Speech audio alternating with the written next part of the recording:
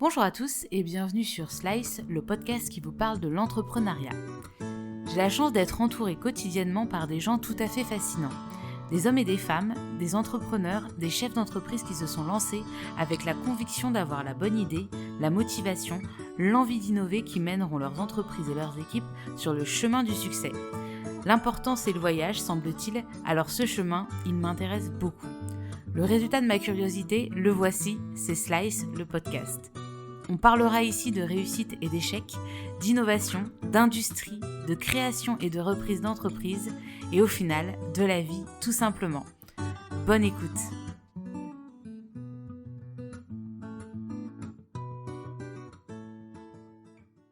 Bonjour à tous, je suis ravie de vous retrouver pour un nouvel épisode de Slice. Comme vous le savez, Joséphine Baker avait 2 amours. Jérôme Van den Broek, lui, en a 3.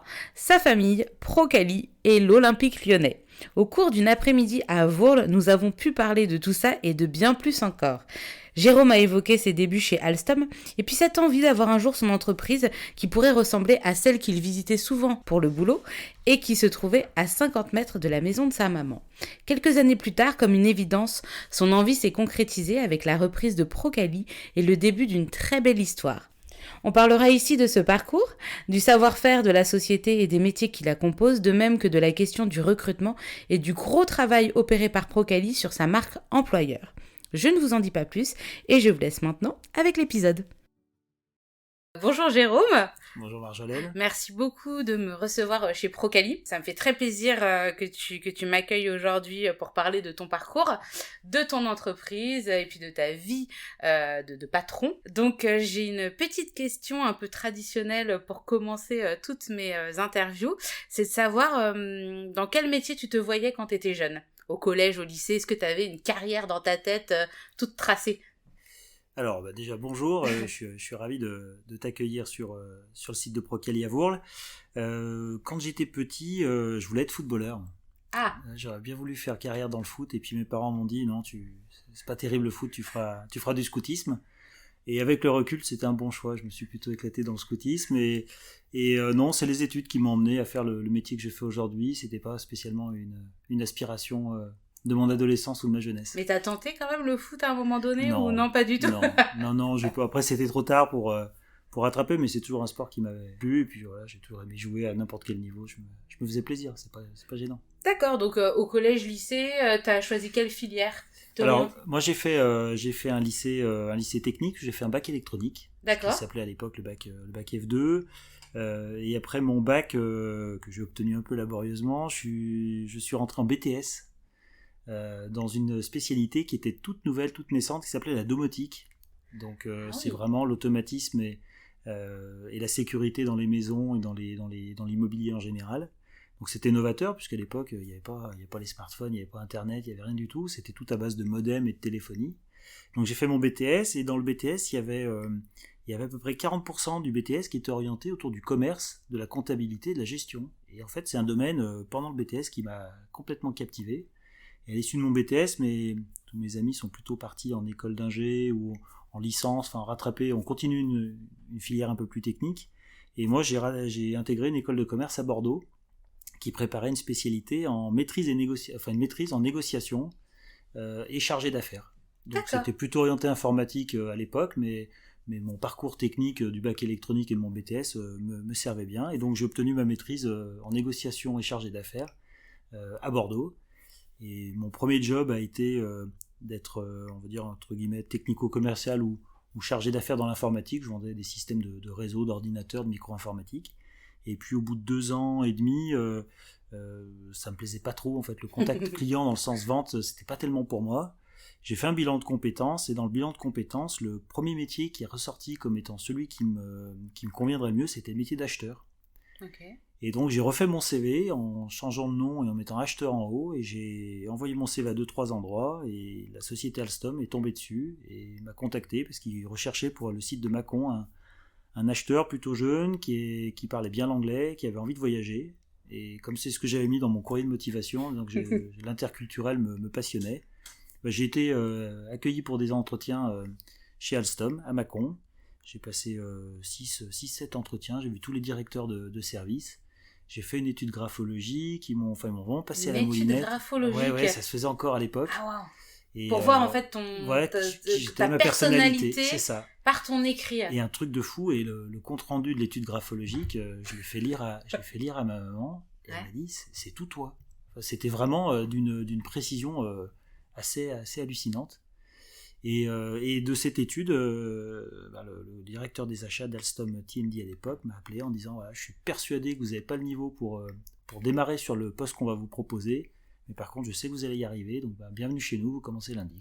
Voilà. C'est génial parce que c'est un peu ce que tu mets en place, on en parlera plus tard, C'est mais ça. dans Procali, dans ton propre recrutement, en fait déjà à cette époque-là, alors qu'on va se dire qu'en France le recrutement c'est plus, il faut correspondre à un CV pour être reçu plutôt que de penser qu'on va pouvoir développer certaines capacités. C'est ça. La blague dans fin des années 90, c'était on recherche quelqu'un qui a bac plus 5, 10 ans d'expérience de moins de 25 ans. Enfin, c'était la blague qu'on avait sur les annonces.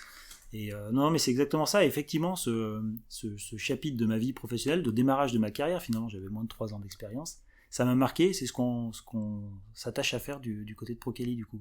C'est vraiment prendre quelqu'un qui n'a pas forcément le diplôme, le profil ou l'expérience.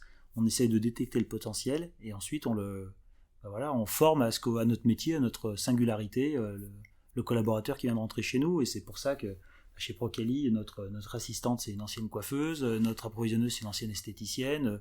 On a des gens qui sont en production, qui sont carrossiers, mécaniciens, ou sans diplôme du tout.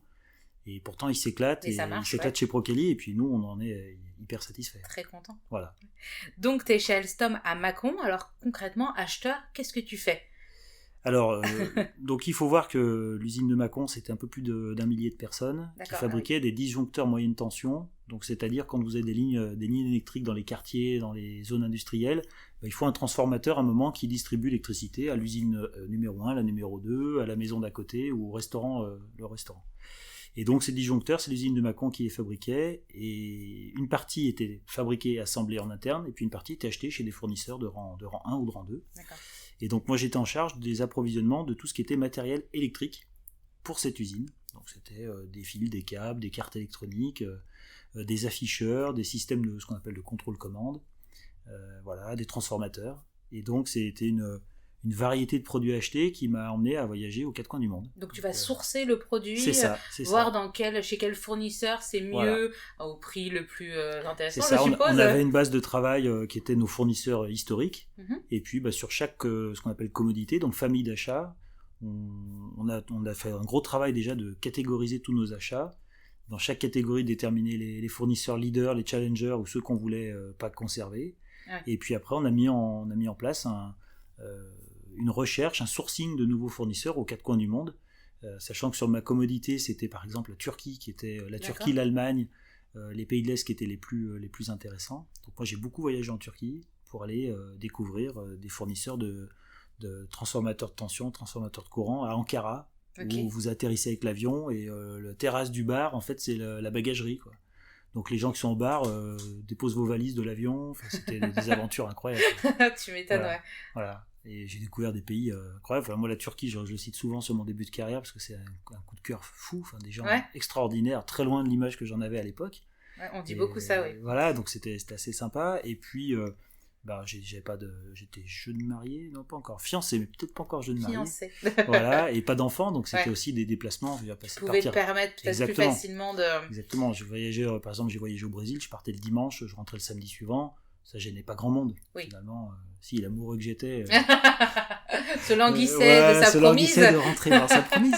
Mais par contre, il n'y a pas de contrainte familiale, donc ça a été extraordinaire. Et puis Alstom a un talent, avait, mais l'a toujours, c'était de savoir mettre des plans de formation en face de collaborateurs pour les faire progresser ou les faire performer sur des domaines sur lesquels ils étaient défaillants ou des domaines sur lesquels l'entreprise voulait se développer. Faire monter c'est ça. Voilà.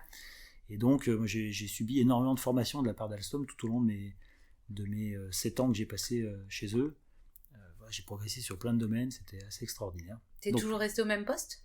Alors, j'ai commencé... en fait, je venais pour être acheteur, et puis juste quand je suis arrivé, le petit responsable du groupe d'achat électrique a été promu, sa place était vacante, et en fait, faute de candidats face à moi, ils m'ont finalement mis tout de suite sur le poste. Ah oui. Donc, en fait, j'ai démarré à À 25 ans, j'avais une équipe de 5 acheteurs à gérer, que des vieux briscards qui avaient 50 ans et plus, un peu placardisés en plus, tu vois. Okay. Des gens en qui on ne croyait pas trop. Et en fait, pour leur redonner de la motivation, c'est cool aussi. Du 109, ça a dû les booster un peu. En fait, je savais pas que ça allait être difficile, donc en fait, je me suis même pas posé la question. Et puis j'ai fait du moi-même, quoi. J'ai amené les croissants le premier jour. Ils avaient l'âge de mes parents, donc j'étais très respectueux de leur parcours. J'étais beaucoup à l'écoute, en fait. Aussi, puis je connaissais finalement très mal leur métier ou leur famille de produits qu'ils achetaient. Donc en fait, ils m'ont formé. Donc c'était une relation hyper intéressante. Et voilà, donc j'ai fait ça pendant un peu plus de 3 ans et demi. Et puis au bout de 3 ans et demi, l'opportunité s'est présentée de rejoindre la branche transport ferroviaire d'Alstom. Ouais. Et sur un poste qui était basé à Villeurbanne. Donc là, Mâcon, Villeurbanne, ma femme, du coup, parce que on avait transformé l'essai. On était sur Lyon, on habitait sur Lyon, je faisais le trajet tous les jours. Toi, ton BTS, on ne l'a pas dit, mais tu l'avais fait sur Lyon Tout aussi. Sur Lyon, ouais. Voilà, donc le foot, tu voulais jouer à l'OL et tout ça, voilà. Ou Saint-Etienne. Mais oui. Il y a du foot à Saint-Etienne. Je sais pas. Ah, ça commence. On m'a jamais dit. Ça commence. On m'a jamais dit. Je ne sais pas. Donc vous étiez très content je t'ai coupé, vous étiez très content de revenir à Villeurbanne. Du coup, c'était vraiment une opportunité pour moi de revenir sur Lyon, faire moins de trajet le matin et le soir. Et j'ai passé un peu plus de 3 ans et demi à Villeurbanne sur un rôle d'acheteur coordinateur achat, c'est-à-dire que plusieurs usines achetaient les mêmes types de produits. Et moi, j'étais chargé de négocier avec les fournisseurs des tarifs qui puissent s'appliquer sur toutes les usines. Et là, c'était super intéressant parce que les usines, je les avais. Il y avait Bourramouth en Angleterre, il y avait Sao Paulo au Brésil, on avait Bologne, on avait Charleroi, on avait, j'en oublie encore, voilà, quelques destinations sympas. Ouais, sympathiques où aller se promener. C'est ça. Donc je prenais l'avion quasiment toutes les semaines sur des petits ou grands séjours sur place. Et voilà, donc c'était intéressant, il y avait plus de légal, plus de contracting, il y avait un peu moins d'opérationnel au sens je gérais pas les pièces, je passais pas les commandes, mais c'était intéressant aussi. Et il se trouve que dans notre panel de fournisseurs, parce que c'est là où on voulait en venir, dans le panel de fournisseurs, il y avait une société qui s'appelle Procali, et qui était au panel dans la catégorie des petits fournisseurs de proximité de l'usine de Villeurbanne. Pour le ferroviaire, donc. Pour le ferroviaire, câblage électrique pour le ferroviaire. D'accord, ok. Et voilà, donc pour l'anecdote, Procali était basé à 50 mètres à vol d'oiseau de là où je suis né. Donc en fait, en allant visiter Procali pour le professionnel, je m'arrêtais chez ta maman. Chez ma maman pour le personnel. Donc c'était super sympa.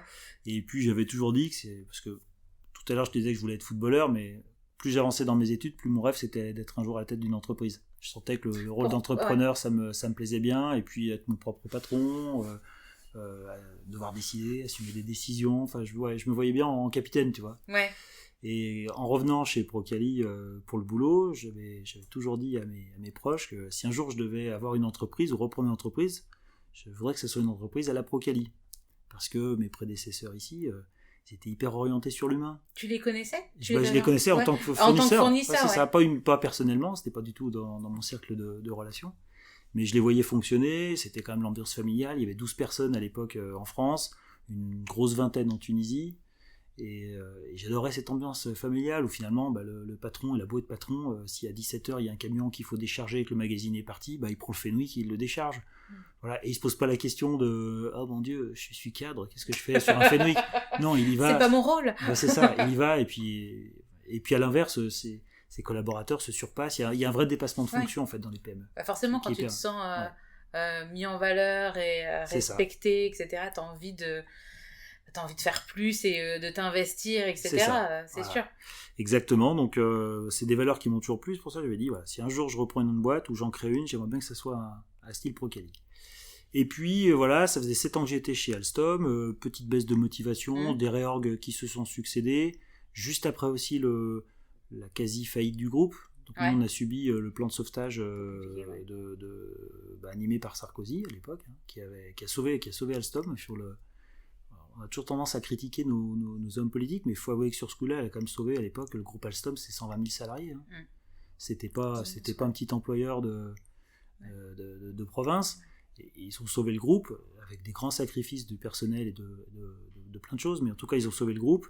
Moi j'avais une baisse de motivation et pour la première fois j'ai un peu dépassé mon devoir de réserve et à l'occasion d'une réunion avec Procali je me j'aurais dit, quoi, je suis un peu en perte de motivation, et il m'a dit, c'est marrant que vous me disiez ça, parce qu'en fait, on voulait vous voir, on a une proposition à vous faire. Mais toi, spécifiquement ? Ouais. J'ai pas du tout. Ils avaient bien senti. J'ai pas du tout vu le coup arriver, en fait. T'avais envoyé des signaux de fumée. Voilà, et en fait, ils nous ont dit, nous, on est sur la dernière partie de notre carrière. Dans les 7 à 10 ans qui viennent, on sera parti à la retraite. Ouais. On veut que l'entreprise soit animée par des gens qui assurent la continuité des valeurs et du savoir-faire de l'entreprise. Et donc, pendant cette période de 10 ans, on aimerait bien rajouter des compétences qu'on n'a pas dans l'entreprise, qui sont la gestion de projet, la gestion des achats, la négociation fournisseurs, un peu plus de contractualisation, un peu plus de développement commercial, développement du réseau. Voilà, en gros, la boîte était dirigée par un très très bon gestionnaire, vraiment qui dépensait l'argent juste ce qu'il faut quand il faut, qui investit quand il sent les coûts pour investir. Les coûts, il faut plutôt garder sa trésor. Il s'est associé avec un technicien brillant pour le ferroviaire, et voilà, et leur entreprise leur ressemblait beaucoup. Et puis ils disaient, mais pour grandir, il nous faut d'autres compétences qu'on n'a pas, voyager, parler anglais, gérer un contrat, négocier, c'est pas des choses qu'on sait faire. Donc on a fait le portrait robot. À part la Tunisie où ils avaient leur usine, est-ce qu'ils avaient beaucoup de contrats export déjà aucun, ou non ? Aucun. Ils faisaient 100% de leur chiffre d'affaires sur 3 clients. Ah, c'est risqué en même temps aussi. Alors c'est risqué, oui et non. Oui, parce que statistiquement, si un est défaillant, il faut que les deux autres puissent quand même compenser. Non, parce que quand les 3 clients sont les 2 plus grands fabricants du ferroviaire et le premier exploitant ferroviaire français, les risques de disparition sont quand même plus faibles. Oui. Voilà, et donc du coup, on a le portrait robot de la compétence qui nous manque, en fait, et puis la compétence humaine qui nous manque, ça serait vous. Donc est-ce que vous avez déjà envisagé de quitter un grand groupe comme Alstom pour aller bosser en PME ? Et ça tombe bien. Je leur ai dit, merci, déjà je suis touché, laissez-moi quelques semaines pour réfléchir à ça, je m'y attendais pas. Bon, le soir même, je rentrais, je disais à ma femme, c'est bon, je suis avec madame, je sais ce que va être ma vie dans les mois qui viennent. Voilà, donc j'ai quitté Alstom. Mais vraiment, t'étais décidé à ce moment-là ou non, tu t'es dit, attends, 2 jours, juste 48 heures pour... Non, c'était bon. Je crois que en fait, ils savaient que j'allais dire oui, et ils ont senti. Quand ils me l'ont proposé, c'était une évidence pour tout le monde, en fait. D'accord. Et ta femme, elle était... Et là, je lui rends un immense hommage, parce que je suis rentré, je lui ai expliqué, je lui ai dit, je crois que je vais dire oui. Il m'a dit, de toute façon, en gros, si tu dis non, je te mets une tarte. parce que c'est la chance unique. Tu m'en parles depuis tellement longtemps de Procali, d'être chef d'entreprise, d'être entrepreneur. C'est à Brignais, c'est dans un domaine que tu connais. Les projets, tu les connais, les produits, tu les connais. Tes clients, tu les connais, t'en viens. C'est une opportunité qui se représentera jamais. Donc, voilà. Il m'a dit, de toute façon, qu'est-ce qui peut nous arriver ? On a commencé avec rien. Au pire, on n'a rien. Bon, voilà... Donc l'enjeu, il est simple. Ça peut être que positif, donc fonce. Donc voilà, j'ai claqué madame, et puis j'ai rejoint Procali. On avait convenu qu'on resterait 1 an à fonctionner ensemble pour voir si c'était réellement ce qui nous convenait. C'est-à-dire qu'est-ce que la cohabitation entre j'avais 31 ans à l'époque. Super jeune. Ouais. Voilà, et eux, ils étaient plus proches de la retraite. Donc du coup, est-ce que la cohabitation allait fonctionner ? Est-ce que j'allais pas m'épuiser à attendre qu'ils bougent, ou voilà, c'est compliqué aussi. Ouais. Et puis de rester dans une entreprise. Dans le 2e épisode de Slice, on a reçu Géraldine Aubry, qui avait Coméfort et qui elle est restée 2 ans et qui maintenant travaille dans la session d'entreprise et qui le déconseille, mais c'est ça. Fortement. Tu verras que l'aventure Procali en témoigne. Ouais. Je te raconterai après. Donc là, voilà, donc on est resté 1 an ensemble. Au bout d'1 an, on était convaincus que ça fonctionnait. On avait vraiment tous trouvé notre place. Et voilà, donc l'associé historique est parti s'occuper du développement de la Tunisie. On est passé de 25 à plus de 50 personnes quasiment en quelques semaines, en quelques mois. Moi, sur place, sur Procali France, j'ai mis en place plein de procédures, plein de choses. On a mis en place une certification qualité dans le ferroviaire qui s'appelle la norme IRIS. Ouais. On a été la première PMI française, premier sous-traitant d'Alstom, premier câbleur dans le monde à l'obtenir. Donc on a mis le paquet là-dessus. Ouais, c'était fantastique. C'était un chantier pas possible. Enfin, comme les PME peuvent le proposer, quoi. C'est vraiment c'est le bazar complet, mais on y arrive quand même, et on en tire une satisfaction incroyable. Tu t'étais entouré, parce que vu que c'est une certification, ça prend beaucoup de papier, ça prend de... Alors on s'est fait un petit peu aider, puis après on a bossé, quoi. Avec mon associé Jean-Pierre, qui est aujourd'hui associé avec moi dans Procali, les 2 jeunes cadres ont pris le sujet, quoi, en fait. D'accord. Ça a été un peu notre passage... notre passage de témoin. On a passé une norme que les anciens n'auraient pas pu avoir. On l'a obtenue, et ça nous a crédibilisé pour la suite de l'aventure. Okay. Voilà, donc du coup on a On a fonctionné comme ça pendant 1 an, et puis été 2008, on a formalisé la passation de pouvoir. Alors c'est une passation de pouvoir qui devait durer sur un peu plus de 10 ans, quoi.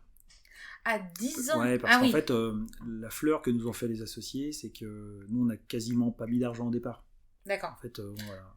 Et l'idée, c'était tous les ans, il y avait ce qu'on appelle un LBO, donc tous les ans, en fait, on grignotait tout doucement les pourcentages des associés. D'accord. Pour arriver à un moment où on pouvait acquérir un peu plus que la moitié et basculer sur une dette ultime dans laquelle on rachetait le solde de la société et puis on partait à la retraite. Donc en gros, pour nous, c'était un plan sur 14 ans, en gros, 7 plus 7, et pour eux, c'était un plan sur 7 ans pour partir à la retraite.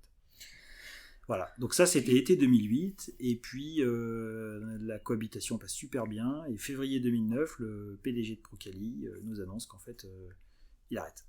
Il attend pas, il anticipe son départ à la retraite, il part tout de suite. Et donc il fait une année sabbatique pour être sûr qu'il veut vraiment partir.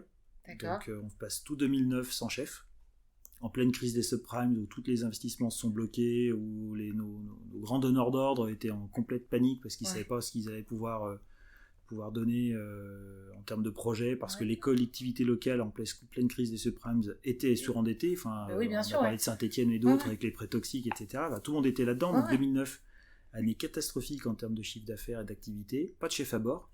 Et toi, c'était quoi ton poste à cette époque-là ? On va dire directeur projet, directeur commercial, enfin, je sais pas, directeur c'est un peu pompeux, mais responsable du projet du commerce. D'accord. Donc pas de commerce à se mettre sous la dent, plus un projet en prod. Ouais.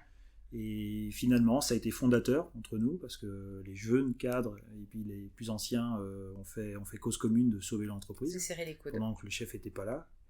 Et le chef est revenu début 2010. Ouais. Et en nous disant, je viens de vivre la plus belle année de ma vie, et du coup je vais continuer, donc je vous confirme que je m'en vais. Voilà. Ok. Et donc il faut me racheter les parts tout de suite. Comme le dit le pacte, si je pars, il faut me racheter les parts tout de suite. Ah, ça change un petit peu Ça change un petit peu la donne. Et alors il se trouve qu'il y a un concours de circonstances heureux pour moi en l'occurrence, parce qu'on était au tout début du fameux LBO entre les jeunes associés et les anciens qui cédaient, ce qui fait que c'est le moment où la société est la plus endettée. Donc une société elle a une valeur, plus la trésorerie, moins les dettes. Et comme les dettes étaient quasiment égales à la valeur de l'entreprise à l'époque, on sortait d'un exercice 2009 catastrophique. En gros, les parts valaient pas grand-chose à l'échelle de ce qui était réellement l'entreprise. Et donc, elles étaient accessibles même pour un particulier comme moi. Et il se trouve, par un concours de circonstances moins heureux, mais moi j'ai perdu ma maman quelques mois auparavant, on a vendu la maison familiale. Mais t'as vu quand même avoir Procali. Ah oui, carrément. Et tous les vendredis, j'allais manger mon petit plat et boire mon café avec elle. Donc elle t'a vu dans Procali. Elle m'a vu chef d'entreprise, bien stressé, mais elle m'a vu chef d'entreprise. Et donc, on a vendu la maison familiale en quelques jours, alors qu'on pensait, avec la crise, que ça allait prendre des mois et des mois. Et finalement, avec la part qui me revenait de cet héritage familial, je suis allé voir une banque qui est la Banque Populaire. Je leur ai dit, voilà le projet, il y a une opportunité, c'est de racheter l'entreprise tout de suite. Voilà ce que moi j'apporte, est-ce que vous pouvez m'accompagner ? Et donc on a monté tout le dossier, et puis c'est passé en signature, et c'est arrivé sur le bureau d'une dame extraordinaire à la Banque Pop qui s'appelle Yvette Renaud. Et Yvette Renaud, elle a vu le dossier et elle m'a convoqué, elle m'a dit, mais donnez-moi une vraie bonne raison de vous faire confiance et de partir dans l'aventure avec vous. Et elle m'a surpris avec sa question, et le seul truc que je lui ai dit, c'est, écoutez, c'est tout ce qui me reste de ma maman. Et elle m'a dit, on y va. Voilà. D'accord. C'est la seule banque à qui tu t'étais adressé C'est la seule banque que je suis allé voir. D'accord. Et elle m'a dit, on y va.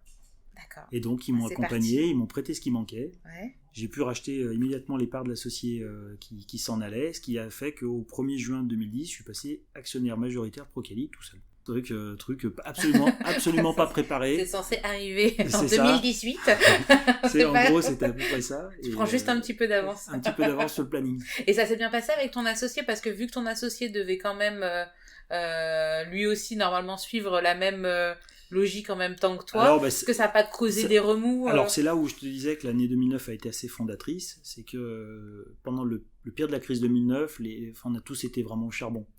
Les petits associés, comme les historiques, comme les cadres en prod France et Tunisie, tout le monde a été vraiment au combat pour sauver l'entreprise, sauver la situation, s'assurer que l'avenir sera radieux. Ça passe par passer les crises, quoi. Et en fait, au moment où notre autre associé a décidé de partir, il avait quand même 45% des parts à l'époque, Moi, je suis allé voir chacun des associés en disant, voilà, j'ai peut-être l'opportunité de racheter, mais moi, je le fais pas si j'ai pas votre aval, quoi. Si on n'est pas d'accord, ou peut-être que vous avez même l'ambition de le faire, donc peut-être qu'on peut le faire ensemble. Voilà, on a cherché tous les Partager montages. les choses. Le plus historique a dit, j'ai totalement confiance en toi, vas-y. J'ai pas vocation à remettre de l'argent. Alors, je vais partir à la retraite bientôt. Je vais pas remettre de l'argent à nouveau dans l'entreprise, mais j'ai toute confiance en toi, vas-y. Les associés plus minoritaires m'ont dit, non, mais go, on t'accompagne, on peut pas ou on veut pas. Mais on est à fond derrière toi. Donc, en fait, j'avais tous les associés avec moi déjà au moment où on a fait la proposition de lui racheter ses parts. Et puis c'est passé. Et voilà. Et donc, depuis le 1er juin, je suis à la tête de Procali. Merci Yvette. Merci Yvette Reynaud. Elle est partie à la retraite il n'y a pas longtemps. Et je l'ai invitée. Je lui ai offert un énorme bouquet de fleurs. Ah bah, tu m'étonnes. Extraordinaire. Parce qu'elle c'est resté votre banque après Alors déjà, c'était pas notre banque. C'était pas ta donc banque. C'est devenu notre banque. On D'accord. a aujourd'hui 3 partenaires. On en avait 2 à l'époque. On en a dégagé un, puis on a gardé l'historique. Et donc c'est devenu notre banque. Et puis moi, elle m'a accompagné en tant qu'entrepreneur. Voilà, elle m'a aidé à diriger l'entreprise avec beaucoup de conseils sur la trésorerie, m'a fait rencontrer des gens qui m'ont conseillé sur plein de choses, sur les flux, sur la facturage, sur des choses. Parce que moi, il y a énormément de dossiers, de sujets sur lesquels il n'y a pas eu de passation avec mon prédécesseur. Ouais. Donc j'ai tout découvert tout seul. D'accord, ouais, j'allais y venir. Est-ce que tu t'es entouré de... je sais pas, tu arrives à la direction d'une entreprise. Qu'est-ce qu'on fait ? Est-ce que tu peux pas aller voir un accélérateur parce que c'est déjà une entreprise. Procali a combien, à quel âge ? 30 ans. 30 ans l'année dernière. 30 ans l'année dernière. Non, en fait, c'est un peu des tailles bâtards. On avait une grosse vingtaine, on était entre 15 et 20 salariés. Ouais. Le site tunisien faisait une 50aine de personnes. Et t'es pas la start-up, t'es sur une industrie avec beaucoup d'inertie. Toi, c'est des petites croissances régulières, mais c'est que des petites croissances. C'est pas spectaculaire. C'est l'industrie un peu à l'ancienne. Ouais. Donc si tu veux, t'as pas énormément d'aide et puis c'est pas sexy suffisamment pour attirer des subventions, des aides ou des choses comme ça. Donc quand j'ai repris l'entreprise, la première aide que j'ai eue, c'est de mon expert comptable. D'accord. Le cabinet qui nous suivait, qui a été là aussi extraordinaire, d'une bienveillance absolue. Nos organismes bancaires, hein, c'est vrai que nos partenaires bancaires, ils ont assuré à ce moment-là, ils ont fait confiance quand même à des jeunes. Hein, ouais, 31, 32. Ouais, 32 pour reprendre une boîte, et puis sans expérience de management à ce niveau-là, faut quand même des partenaires qui y croient, oui. Donc ils y ont cru. Qui ont confiance. Voilà, donc c'est essentiellement ça, et puis au fur et à mesure, moi j'ai appris à faire travailler le réseau, aussi, en fait, l'importance des réseaux professionnels, ça a été très rapidement un de mes chevals de bataille. Mm-hmm. Que ce soit type Cluster Eden dans la défense, ou les associations de jeunes dirigeants, ou les associations plus locales, par exemple sur la vallée du Garon, il y a des assos comme l'Apsis ou des choses comme ça. Mm-hmm. Et voilà, pas être tout seul. On parle souvent de la solitude du dirigeant, mais moi je l'ai vraiment vécu, c'est-à-dire que tu as souvent des gens qui ont plein d'idées, plein de conseils, et puis au moment d'appuyer sur le bouton, tu es quand même tout seul à prendre ta décision. C'est toi qui prends la décision. J'y vais pas, exactement. Voilà, donc ça s'est fait comme ça, bien entouré, et puis le marché a été porteur, on a pu recruter des compétences qu'on n'avait pas, augmenter les effectifs, et voilà, donc on a une croissance régulière depuis toujours finalement. Ouais. Voilà. Et alors donc Procali, c'est essentiellement sur le ferroviaire ? On a à peu près 80% de notre activité sur le ferroviaire, 20% sur le militaire. D'accord. Et ça, c'était déjà présent, les marchés militaires ou Pas du tout. En 2010, on faisait 0% de militaire. On faisait que du ferroviaire. D'accord. Et c'est une volonté de diversifier. C'est une opportunité ou c'est juste, tu t'es dit non, ça c'était bien dans mon d'aller... plan, c'est des actions que j'avais lancées dès mon arrivée dans l'entreprise. Tu vois, 2007-2008, j'avais commencé à faire de la prospection. Déjà, j'avais fait une analyse des forces et faiblesses de la boutique. Et j'ai vu qu'un secteur comme le ferroviaire, avec toutes les exigences normatives qu'il a, ce qui s'en rapprochait le plus, c'était la marine, le militaire, l'aéronautique. Bon, c'était un peu hors catégorie pour nous à l'époque. Voilà, c'était des secteurs exigeants, sur de la petite quantité, peu de moyens d'automatiser, parce que c'est tellement des moutons à 5 pattes tout le temps que finalement la machine ne sert à rien. Donc le bonhomme ou la fille qui est derrière la pince à sertir ou la clé de serrage, elle est plus importante que tout. Et ça, c'était des choses qui nous correspondaient bien. Donc on a bossé de la prospection sur le militaire, et on a signé un premier gros contrat avec Renault Trucks Défense, qui est devenu Arcus, qui nous a fait confiance aussi en disant, voilà, nous on fait rentrer dans le panel un challenger qu'on va former pour être à notre niveau d'exigence. Donc on sait que vous êtes perfectible au départ, mais l'idée c'est que vous soyez très très rapidement au niveau de tout le monde. Et c'est le pari qu'on a réussi ensemble, c'est-à-dire qu'Arcus a investi sur nous, on a investi sur Arcus, et on y est arrivé. D'accord. Est-ce que tu veux peut-être pas qu'on parle des métiers de Procali, ce que vous faites? Ah bah c'est vrai, on va peut-être dû commencer par ça. Alors Procali. C'est bien de parler des métiers aussi qu'on peut trouver sur Procali et puis des projets sur lesquels vous travaillez, parce que je sais que dans ta communication qui a changé là il y a 1 ou 2 ans, vous avez beaucoup mis l'action non pas sur les câblages électriques mais plus sur ce que ça va devenir. Exactement. Pour donner envie, parce qu'il y a un vrai sujet aussi. Et en plus on a constaté que c'était plus facile à expliquer. Voilà, donc, alors qu'est-ce que fait Procali? Eh ben quand vous prenez un métro, un tramway, un TGV, si vous êtes militaire, un char d'assaut ou une Jeep tactique, pas souvent. eh bien on est dedans. On est planqué dans le véhicule, puisqu'on réalise des équipements électriques qui sont installés à bord de ces systèmes de transport de passagers ou de transport de militaires. Alors ce militaire va faire plutôt des faisceaux électriques qui vont relier un équipement A à un équipement B. Et puis sur le ferroviaire, on va plutôt être dans les systèmes de signalisation, donc qui sont embarqués à bord des trains, des métros, des tramways, et qui peuvent être des équipements qui font de la signalisation avec l'environnement extérieur, je sais pas, un aiguillage ou un passage à niveau. Plus généralement, on est surtout avec des clients qui nous font assurer des systèmes de sécurité, donc plutôt des détections incendie, des choses comme ça. Donc nous, on ne conçoit rien. D'accord. C'est eux qui conçoivent. Nos clients ont des bureaux d'études qui conçoivent des produits pour le ferroviaire. Et donc comme ils n'ont plus d'ateliers, en fait. c'est ça. Alors eux, ils font des cahiers des charges, même un peu plus poussés, c'est-à-dire qu'ils déterminent déjà tous les composants nécessaires, comment il faut les relier et quelle dimension ça doit prendre. Ah oui, d'accord. Par contre, ils n'ont plus d'ateliers. Sur une société comme Alstom, n'a plus d'ateliers de monteurs câbleurs comme le nôtre. C'est tout externalisé, et donc ils confient à des sociétés qui ont des normes, qui ont des certifications qualité comme nous, de réaliser les équipements. Voilà. Donc Alstom vient avec son dossier, nous on le digère, on le traduit en document compréhensible par un monteur câbleur. Et ensuite, notre monteur câbleur, ou nos monteuses câbleuses, met en œuvre exactement.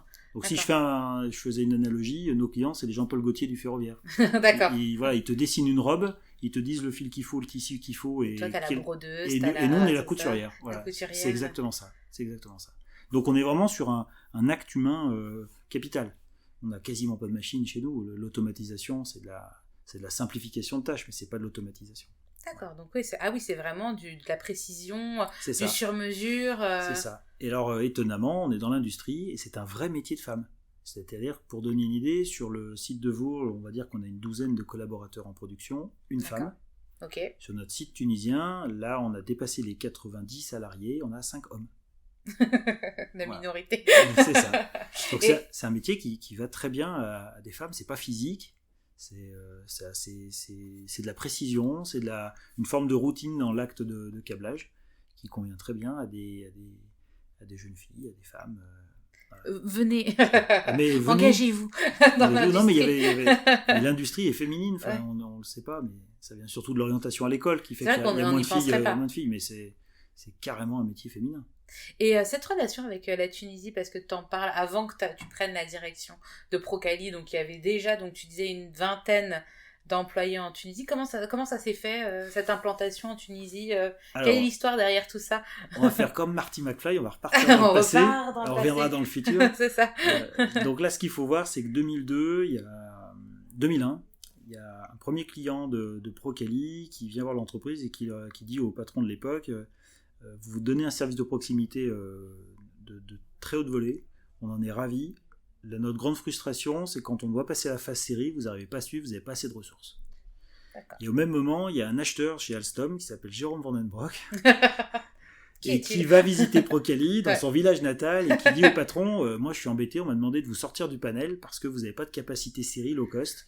Et donc, si vous n'avez pas une solution pour fabriquer dans des pays bas coûts rapidement, j'aurais plus de raison de vous garder au panel avec vraiment la mort dans l'âme, parce que voilà, j'adore bosser avec vous, nos clients internes sont ravis quand c'est vous qui fabriquez, mais il faut vraiment trouver une solution pour un site low cost. Ouais. Et le patron, M. Hatchadorian, a dit écoutez, laissez-nous un mois, on fait un plan d'action, on revient vous voir.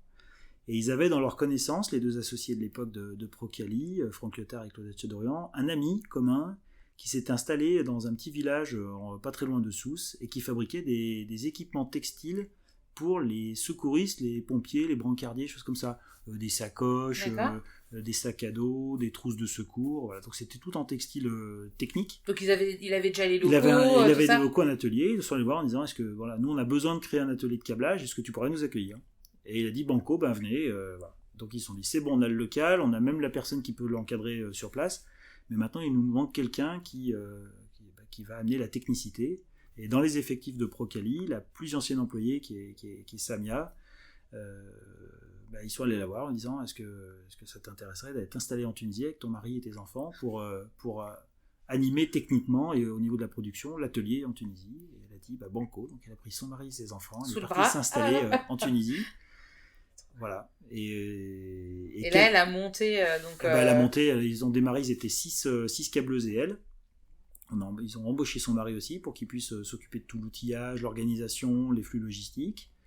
Et puis très rapidement, ils sont passés à 20, puis après 30, et puis 50, et ça a toujours continué à augmenter grossir, par-delà etc. les années. Ouais, exactement. Tu fais souvent les allers-retours. Enfin là, Covid, je ne sais pas. Mais... En dehors de la période Covid, alors elle y est toutes les semaines. Ouais. Elle fait l'aller-retour toutes les semaines. Parce qu'elle est revenue s'installer. Depuis leur vie s'installer en France, et puis elle fait l'aller-retour quasiment toutes les semaines. Parfois, elle fait des quinzaines. Et moi, j'y vais entre une fois par mois, une fois par an, selon l'actualité. Je m'oblige pas à y aller si ma présence n'est pas nécessaire. D'accord. Je suis pas trop dans le contrôle à outrance.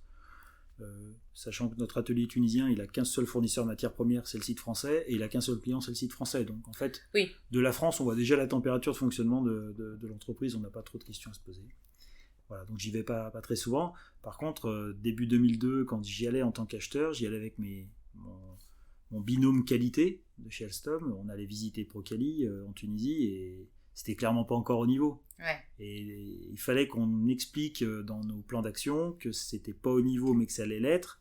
Donc il fallait pas qu'on dise que c'était pas au niveau, mais qu'on le suggère quand même, parce qu'il fallait pas qu'on monte à d'autres employeurs, mais qu'on laisse le temps au temps quand même, parce qu'on était persuadé que ça pouvait être un site de bon niveau. C'est ça. Et donc les premiers comptes rendus, on s'est creusé la tête au niveau de la sémantique pour pouvoir dire une chose comprise très différemment de ce qu'était la réalité, sans être attaquable derrière, pour laisser le temps à l'équipe Procali de monter ce site en Tunisie. Et du coup, l'inauguration officielle, c'était janvier 2002. On y est retourné début 2003 avec un autre qualiticien qui a pour le coup certifié le site. Donc voilà, pendant un an, on a un petit peu maquillé la réalité pour laisser le temps à l'équipe de s'installer. En fait, c'est une grande histoire d'amour entre toi et Procali. En fait, vous vous êtes trouvés. Hein. C'était très spécial, ouais. Est-ce qu'il y a des choses qui ne sont pas traitées en Tunisie ? Je pense par exemple au contrat militaire. Est-ce que tu as des obligations de travailler qu'en France ou Alors, il y a des clients qui nous imposent de faire du 100% français. On a des clients qui nous demandent de surtout pas faire du 100% français. D'accord. Voilà, donc on a des gens qui nous disent c'est le prix à outrance. Hein. Nous, ce qui nous intéresse, c'est la compétitivité. Donc ce produit-là, on ne veut pas qu'il soit fait en France. C'est Tunisie ou rien. On a de plus en plus un mix des deux. En fait, nous, on ne fonctionne pas tellement comme ça. On est plutôt sur le site France, à vocation à avoir toutes les fonctions support, la gestion de projet, tous les achats, toutes les relations fournisseurs-clients. C'est en France. On fait plutôt prototypage et pré-série ici, ou finition et contrôle final ici. Et toute la partie série, préparation filaire est faite en Tunisie. D'accord. Donc tout ce qui est fait en Tunisie, de toute façon, est recontrôlé en France. Et le démarrage d'affaires, à minimum, a été fait en France. D'accord. Et ça correspond aussi à une époque où on n'arrivait pas à recruter. Donc de toute façon, quand on gagnait un projet, même si on avait voulu le localiser en France, même si les marges, les prix de vente nous autorisaient à le faire en France, on n'avait pas les ressources pour le faire. Ok, voilà. Donc il t'était obligé dans tous les cas de demander... de le sous-traiter à quelqu'un, donc autant le sous-traiter à la société sœur. À toi-même, en fait.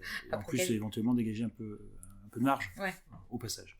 Voilà. Et puis, on a de plus en plus relocalisé de la prod en France. Là, à partir des années 2017-2018, il y a eu bien avant le Covid, d'ailleurs, il y a eu un vrai retour chez certains de nos clients au Made in France, parce qu'ils se rendaient compte qu'il y avait un savoir-faire qui disparaissait aussi. Toujours avec de la série massive faite en Tunisie, mais avec quand même un peu plus de petites affaires autorisées à être faites en France. D'accord. Voilà.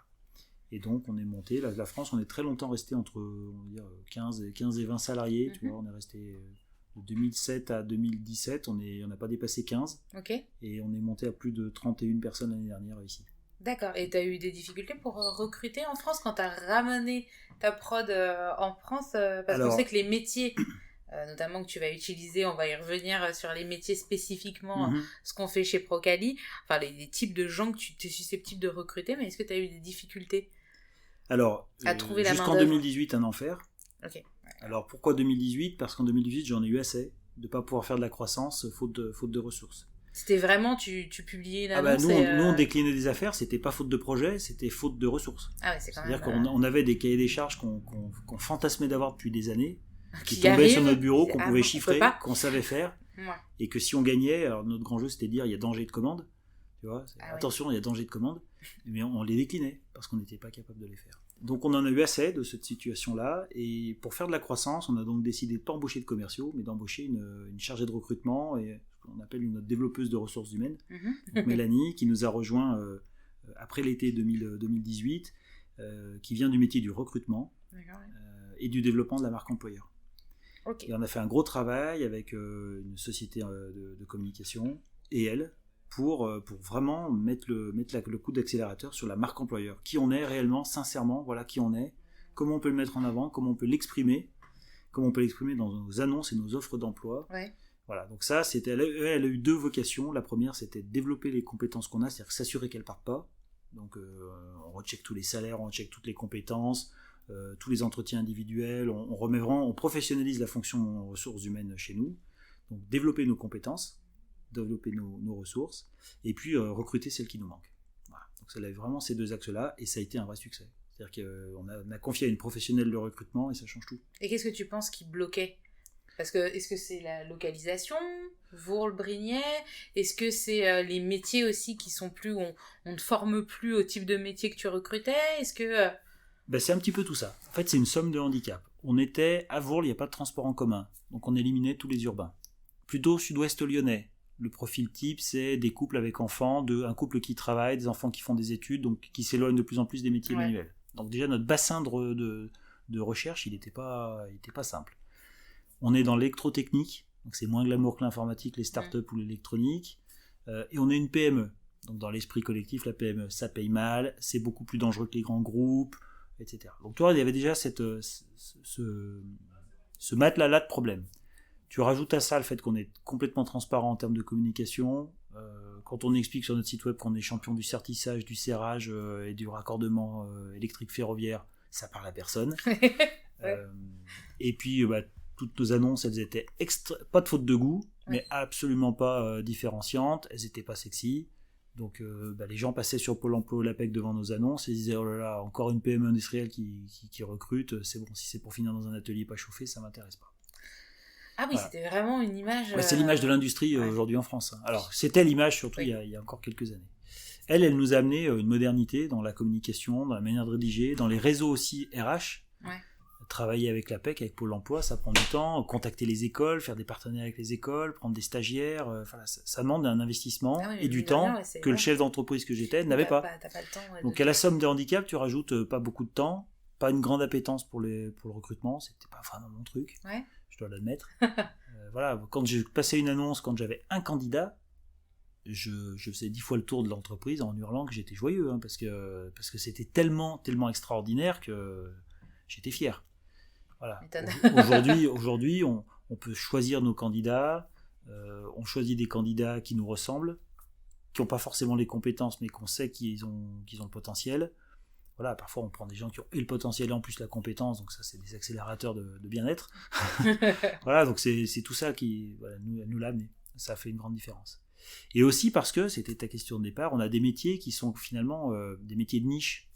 Le câblage électrique, tu vas en trouver beaucoup dans le BTP. D'accord. Voilà.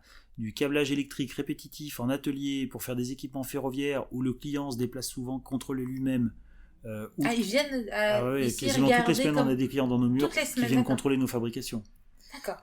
On a des audits, entre les audits de qualification par les organismes de qualité ou les audits de nos clients, on a peut-être une dizaine d'audits par an, ou de visites clients orientées qualité. Donc être capable de travailler en mode un peu répétitif, routinier, avec un client qui te regarde par-dessus l'épaule ce que tu es en train de faire.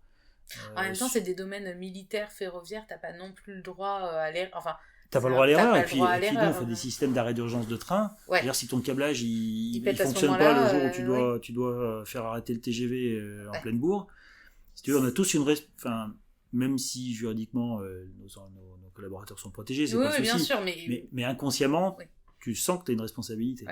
Et ça, tout le monde le supporte pas. On avait beaucoup de gens qui arrivent passer une semaine chez nous et disaient « C'est quoi cette boîte de dingue ?» C'est bon, quoi. Vous nous prenez pour des débiles, vous contrôlez tout. Mais non, mais en fait, on est obligé de le faire. Parce que c'est un peu stratégique, enfin... Exactement. Donc ça plaisait pas forcément à tout le monde. Donc D'accord. là, ça y est, on arrive à recruter des gens qui nous ressemblent. Donc ce métier de niche, c'est monteur-câbleur en électrotechnique. Il faut avoir le goût pour serrer des vis, des boulons, raccorder électriquement, voilà, faire des belles armoires, parce que le beau est généralement bon, donc nos clients demandent des armoires qui soient toutes les mêmes. C'est-à-dire que dans le ferroviaire, comme dans le militaire, tu fais des équipements, si tu en as 10 à faire, il faut qu'elles soient 10. tu fais le jeu des 7 erreurs, t'en trouves 7, Okay. c'est que tu changes de métier, là. C'est pas possible. Il faut qu'elles soient toutes pareilles, oui, parce D'accord. qu'il y a des notions de compatibilité électromagnétique, il ne faut pas que les équipements A perturbent le B, donc il ne faut pas qu'un fil A perturbe un fil B, ou inversement. Donc tout est extrêmement normé, et une fois que le produit il est qualifié par le client et il fonctionne, tu n'as pas le droit de déroger. Et voilà. Donc ça, ce travail de contrôle et de précision, ça ne plaît pas à tout le monde. Donc ça, c'est le premier métier. Après, tous les autres métiers sont plutôt des métiers traditionnels de fonction support, bureau d'études électrotechniques, achat, approvisionnement, logistique, ressemblent plus à ce que tu peux trouver dans d'autres PME. Et notre cœur de métier, qui est le ferroviaire militaire, c'est un monde à part, en fait. C'est vraiment un monde à part. Et ça nous protège aussi, tu vois, dans la crise Covid qu'on vient de vivre, ce monde ferroviaire, c'est un monde avec beaucoup d'inertie. Tu vois, un projet classique, c'est 18 à 24 mois de production. Donc quand tu as une crise, tu sais que toi tu as ton carnet de commandes, tu passes la crise. Ça va aller. Voilà. Nous on sait qu'on va avoir un creux de charge certainement sur 2022 par exemple. Ouais. Parce que tout ce qui ne s'est pas passé en 2020, en bureau d'études ou en projet, ça a été reporté, ça a pris 6-9 mois de retard. Ben voilà, on aura un petit creux en début 2022. Mais ça te permet de voir venir et de prévoir surtout pour tes équipes, pour préserver ce qu'il y a à préserver. Puis après, en espérant qu'on se débarrasse de cette saloperie. C'est ça. Exactement. Donc ce qui fait que nos équipements électriques, ils sont faits en petite série. Un grand projet, c'est 100 pièces, tu vois, 100 fois la même armoire électrique, c'est un énorme projet pour nous. On est plutôt sur des vingtaines, des trentaines généralement. À peu près les cycles classiques. Et si vous prenez le métro parisien, ligne 1, ligne 14, il n'y a plus de conducteur. Si vous êtes assis sur le premier siège vers la vitre, et sous vos fesses, vous avez une armoire électrique qui est câblée par Procali. Et puis les enfants peuvent jouer au conducteur aussi. Exactement. Si vous prenez le TGV et que vous voulez recharger votre téléphone, la prise qui est câblée, qui va de la prise dans laquelle vous branchez jusqu'au raccordement dans le wagon, qui s'est caché dans le plancher ou dans la couloir. Merci Procali. C'est nous qui l'avons câblé, la petite liseuse, le fil électrique qui relie la petite liseuse à l'alimentation du wagon, c'est nous qui l'avons fait.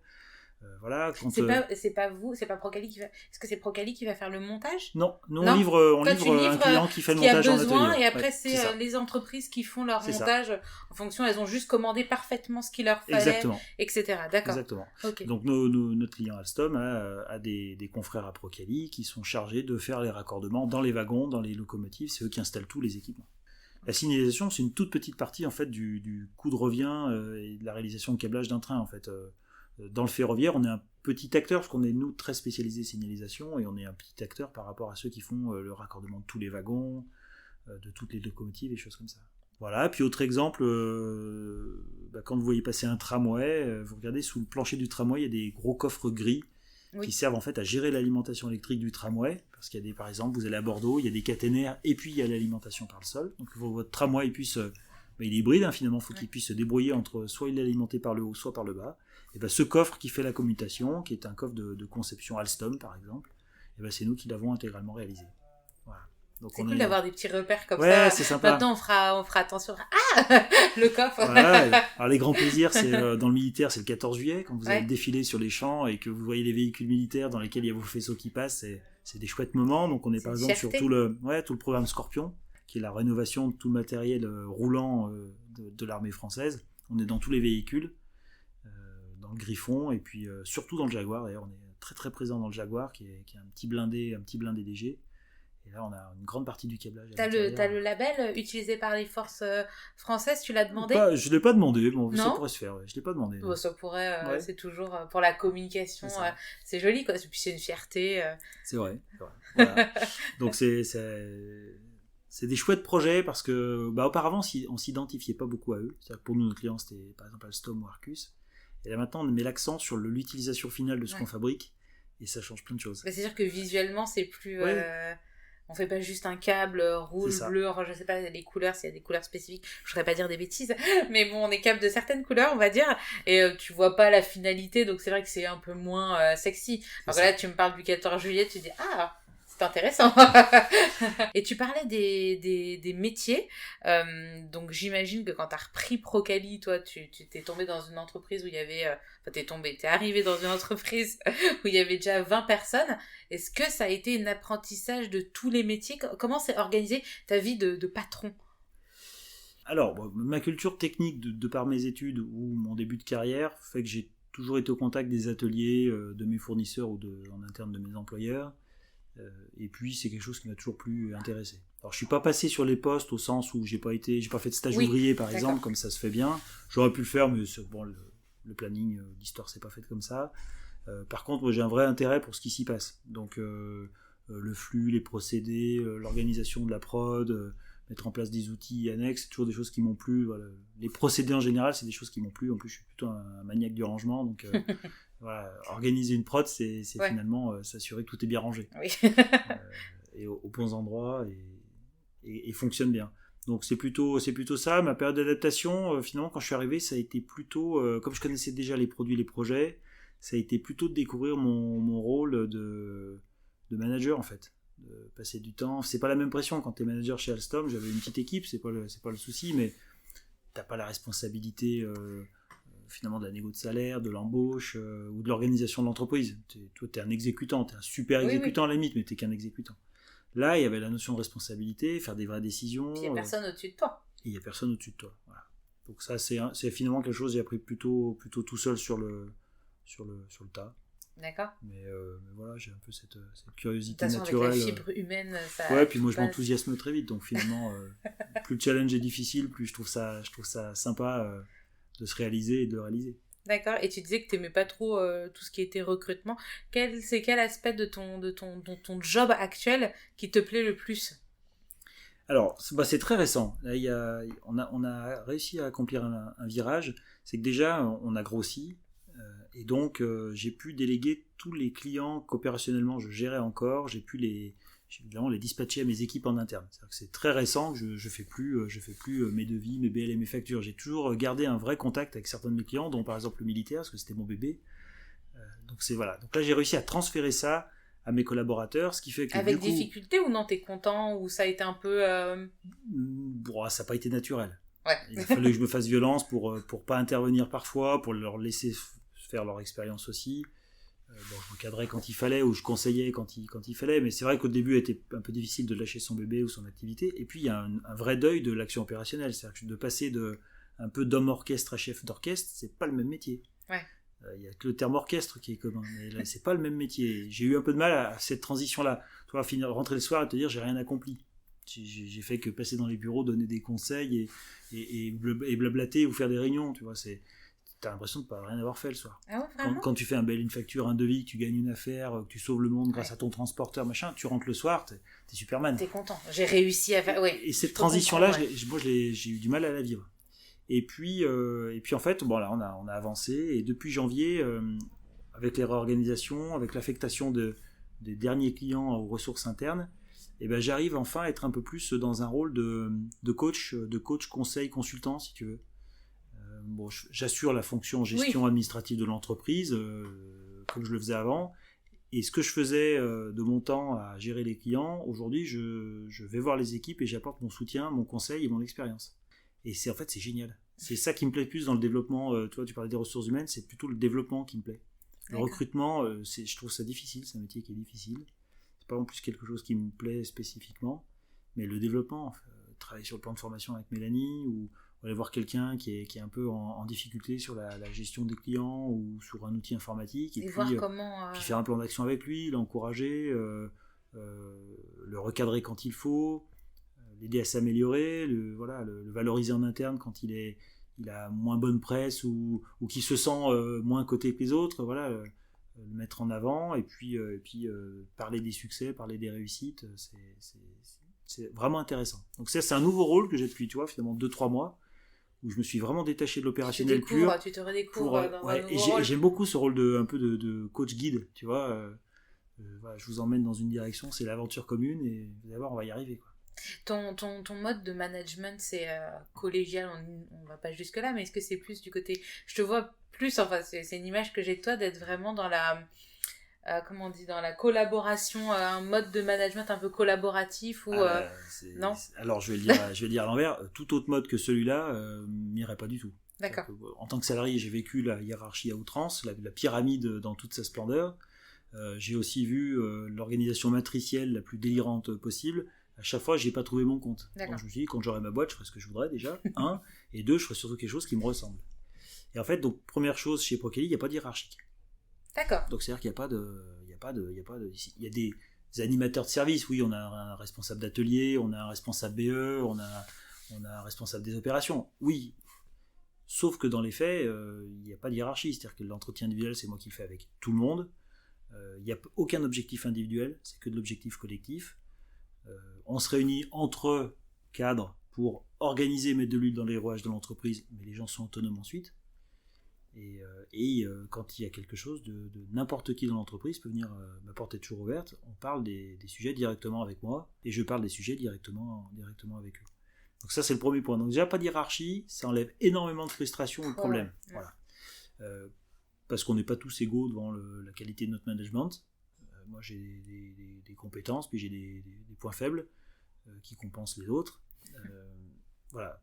En faisant mon management à moi, je sais que ça plaît, je sais que ça fait avancer les choses, donc je préfère m'en occuper. Et puis, l'aspect technique, je le laisse à d'autres. Par exemple. J'ai pas de crédibilité sur la technique, ils sont tous plus forts que moi là-dedans.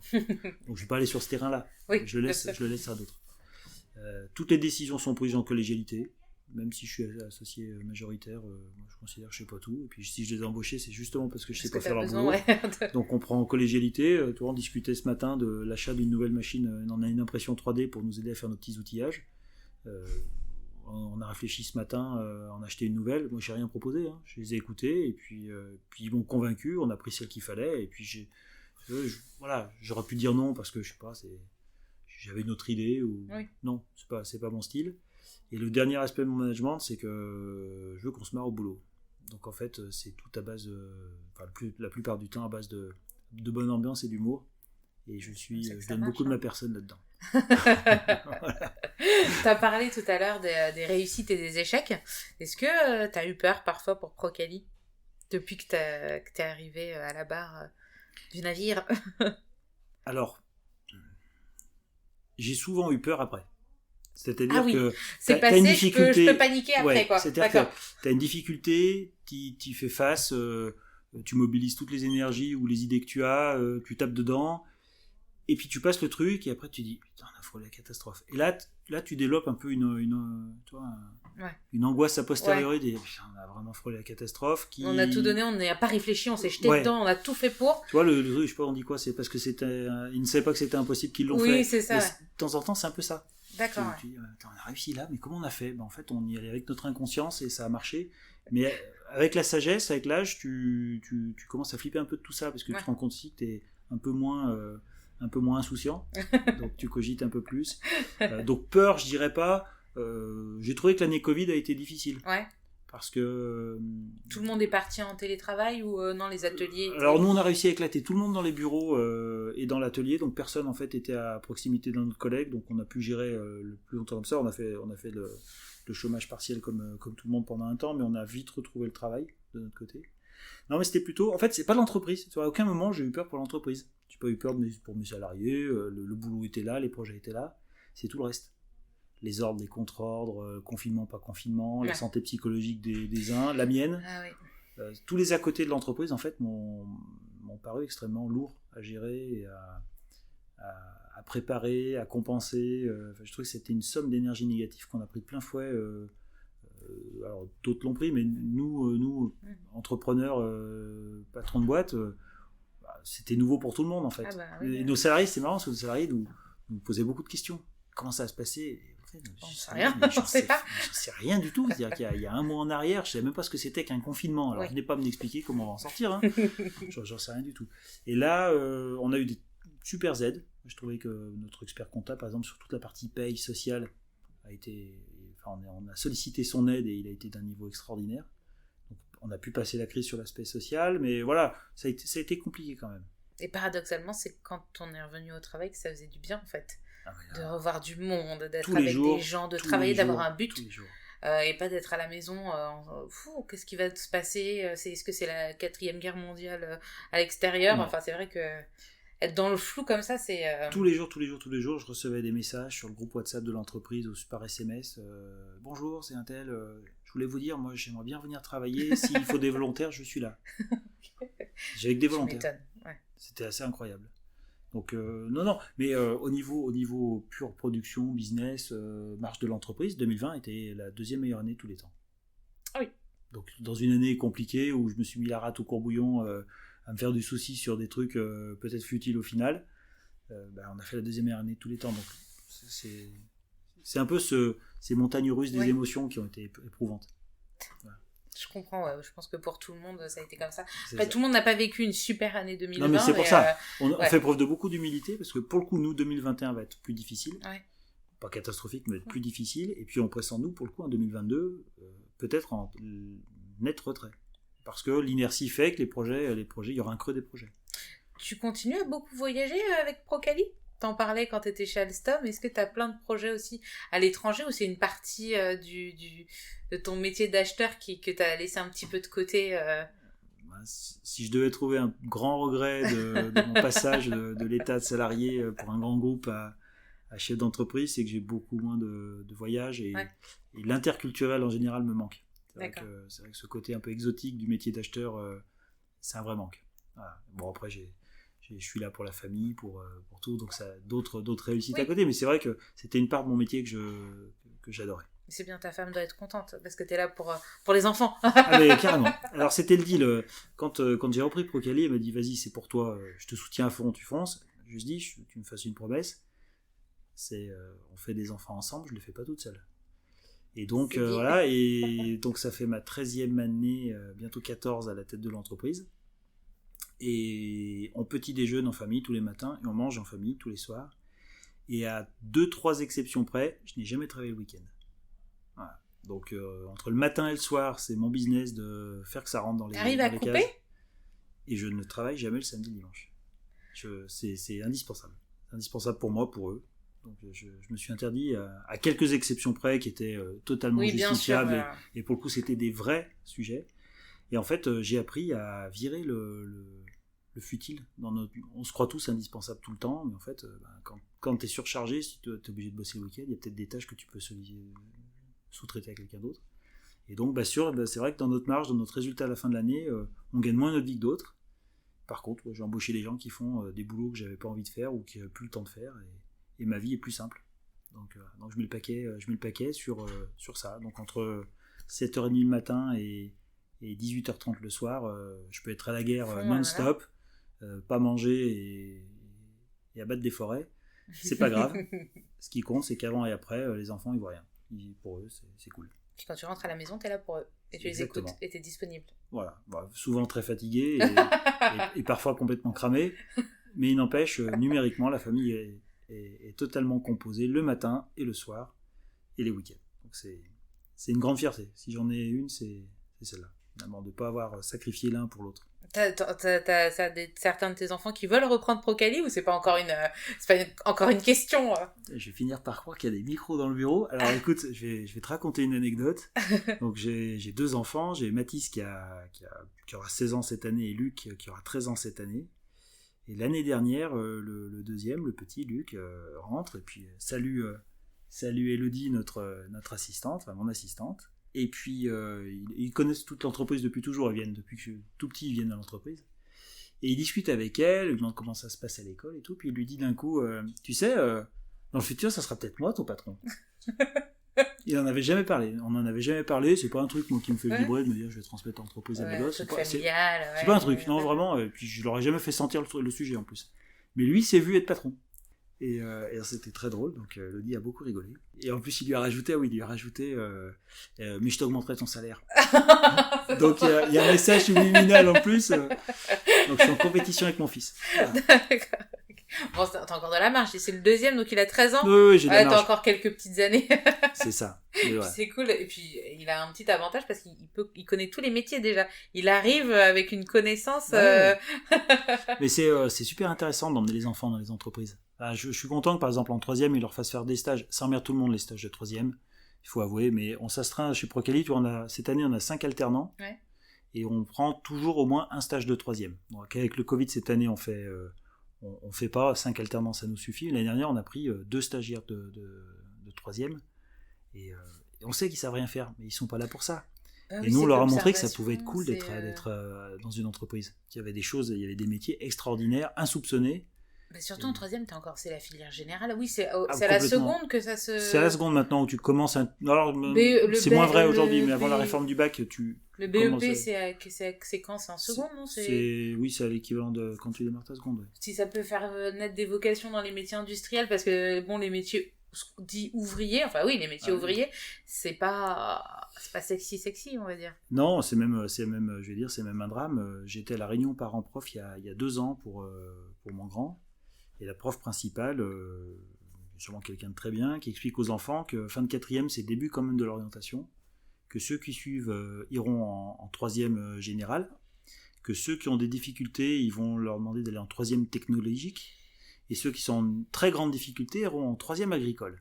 Donc dans l'esprit de l'éducation nationale, il y a encore des réflexes que quand tu es en échec, tu vas dans l'agriculture ou la technique. Ou les métiers manuels. Ouais. Alors il faut quand même savoir qu'aujourd'hui les postes les plus recherchés c'est ingénieur agronome, c'est technico-commercial dans les métiers technologiques, et que ça paye, et que par exemple un tourneur-fraiseur commence entre 2000 et 2500 euros net par mois, souvent x13 avant les primes. Donc je connais pas beaucoup de boulot qui démarre à ce niveau de salaire-là, et il faut en parler, il faut le dire, il faut arrêter ce cliché de si t'es en échec tu vas dans la technique. C'est une absurdité. Donc il y a encore du boulot pour ça. Et c'est du coup mettre les gamins dès la troisième dans les entreprises, ça leur montre que finalement les horaires à l'école c'est contraignant, mais c'est pareil le boulot derrière. Finalement c'est des bonnes habitudes de se lever, d'être à l'heure, voilà. Et puis là on fait un travail qu'on essaye d'aimer le plus possible.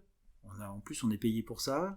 Puis c'est du sur-mesure, et puis ouais. c'est pour des bâtiments ou des véhicules prestigieux qui vont être utilisés dans l'armée, dans les... Et c'est un peu dommage quand tu vois, quand il y a des journées, des métiers dans les écoles. On avait toujours les mêmes métiers, c'est boulanger, assureur, médecin, avocat, professeur des écoles, c'est super. Mais le problème c'est que ça représente 5% des métiers aujourd'hui. C'est ça. Les 95% c'est des métiers, c'est des cotes mal taillées. Voilà, nous là on a des métiers qui se dégagent. L'acheteuse elle fait vraiment de l'achat. Mais pendant longtemps, l'acheteuse, elle était logisticienne, magasinière, elle me classait les factures et elle m'aidait, quand on avait des clients, elle m'aidait à les recevoir, quoi, voilà. Un couteau suisse. C'est couteau suisse. Et nos enfants, il faut plutôt leur apprendre à apprendre que être persuadés qu'à la fin de la troisième, ils ont leur métier déjà tout tracé.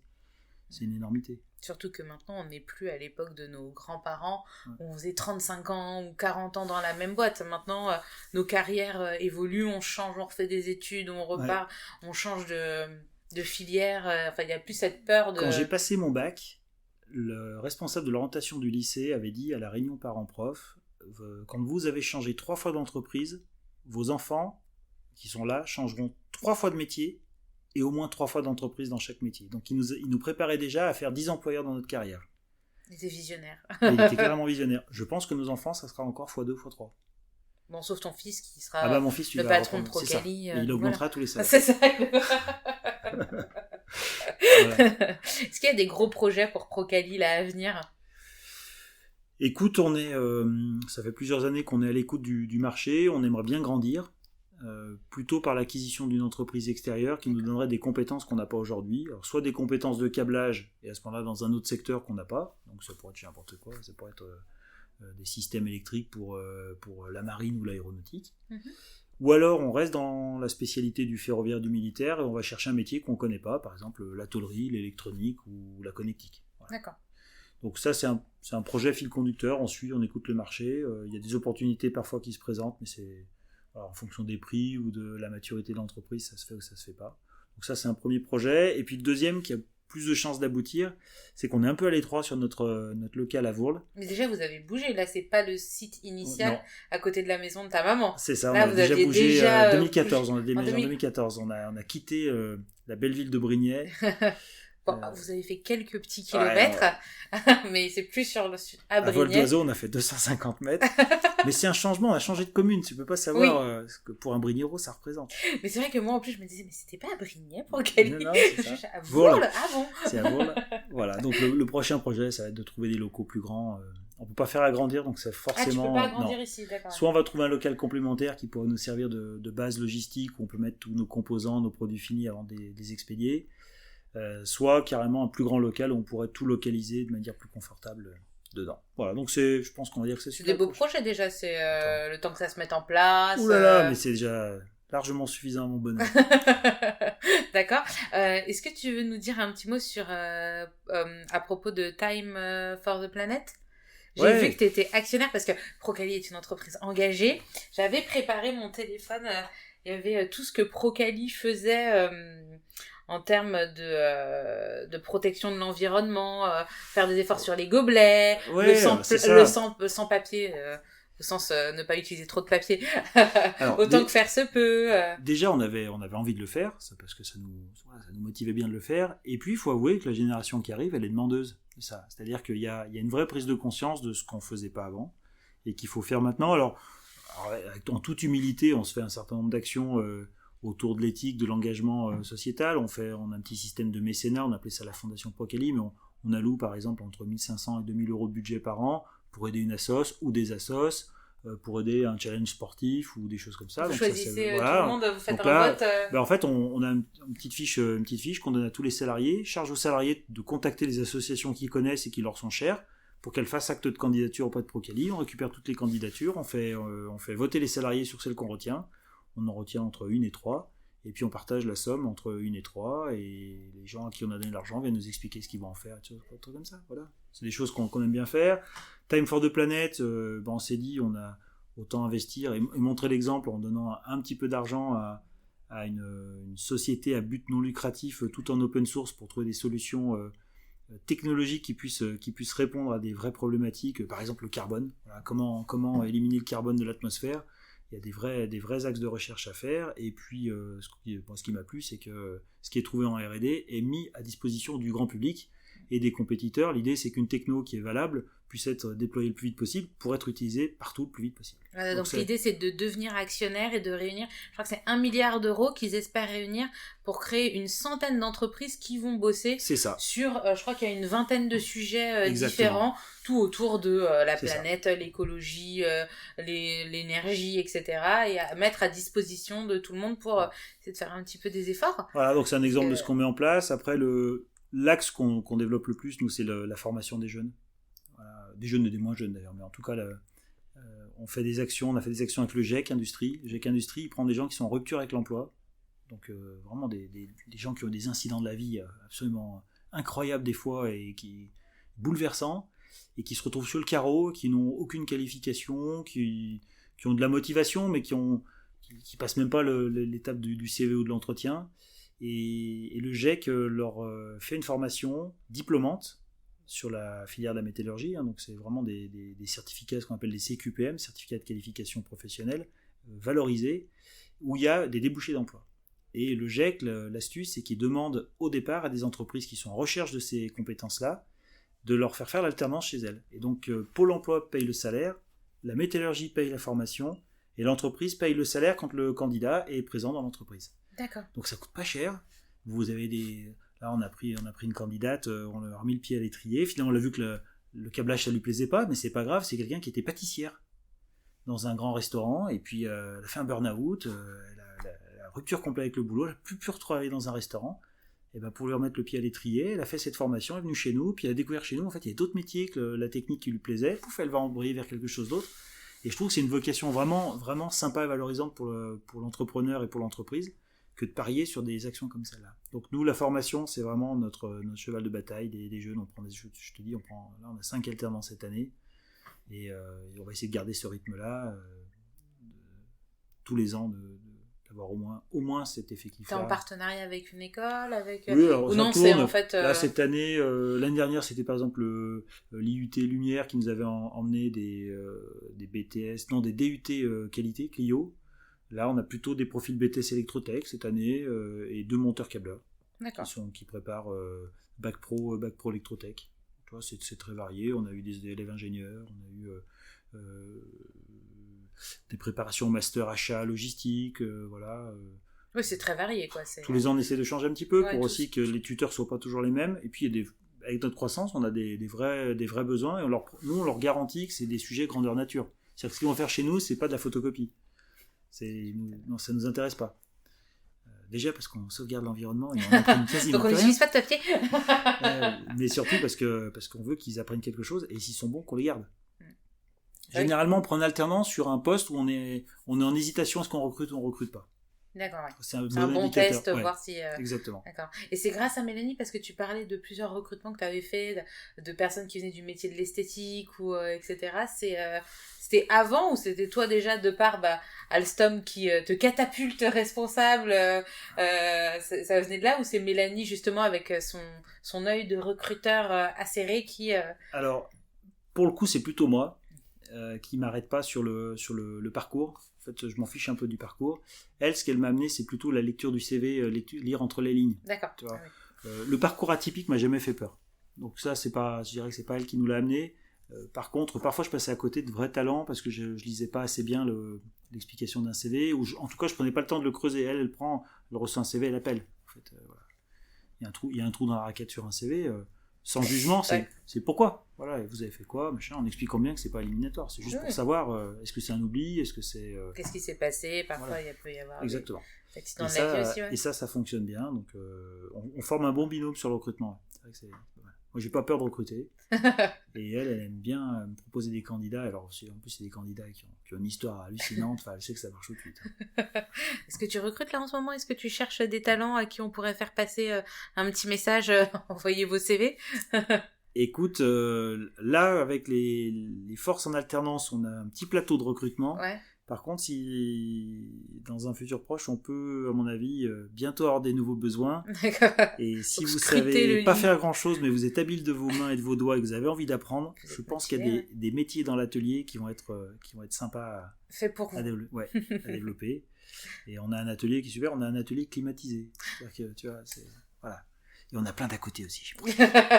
Mais ça, c'est le teasing pour... Venez voir, vous verrez. Pour venir,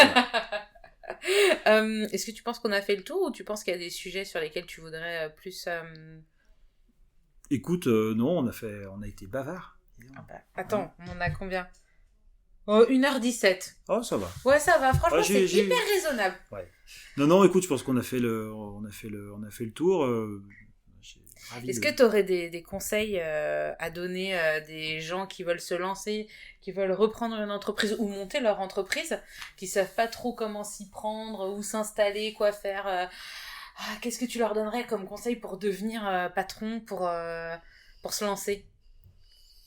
Vaste question. C'est une grande question. À titre personnel, je suis pas sûr que j'aurais été bon pour créer une entreprise. Je pense que créer une entreprise et reprendre une entreprise, c'est pas la même chose. Moi, je me suis senti plus à l'aise avec des fondamentaux déjà présents dans une entreprise que j'ai en toute humilité tenté de faire progresser, changer, évoluer, moderniser. Démarrer de zéro, c'est peut-être plus compliqué, mais là, je dirais, si vous avez le concept, l'idée, faites preuve d'humilité et entourez-vous de gens bienveillants. Il y a des métiers qui sont là pour vous faire réussir. Et parfois, ça passe par dépenser un peu d'argent. Ouais. Je ne dis pas forcément dans tous les consultants, mais par exemple, un avocat. Un bon avocat. Un bon avocat, c'est quelqu'un qui va vous éclairer et qui va vous faire gagner du temps. Plutôt que de vous prendre les pieds une fois dans le tapis et puis perdre du temps, beaucoup d'argent à régler le problème, un bon conseil au départ, voilà. Le conseil principal, moi, j'ai pas de jugement sur les idées ou sur l'investissement personnel, c'est difficile.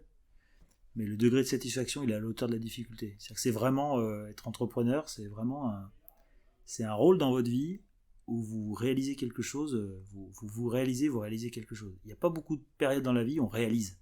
Souvent on subit, on fait de manière routinière ou pas, mais là, vous réalisez quelque chose, c'est extraordinaire.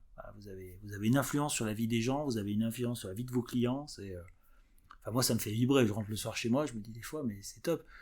des gens qui sont en déroute complète dans votre entreprise parce qu'à la maison ça va pas bien, au boulot ça va pas bien, ou juste c'est comme ça, ils sont en perte de repère, et vous les remettez en selle et vous les voyez avec le sourire, vous les voyez évoluer, vous les voyez se bonifier, c'est extraordinaire.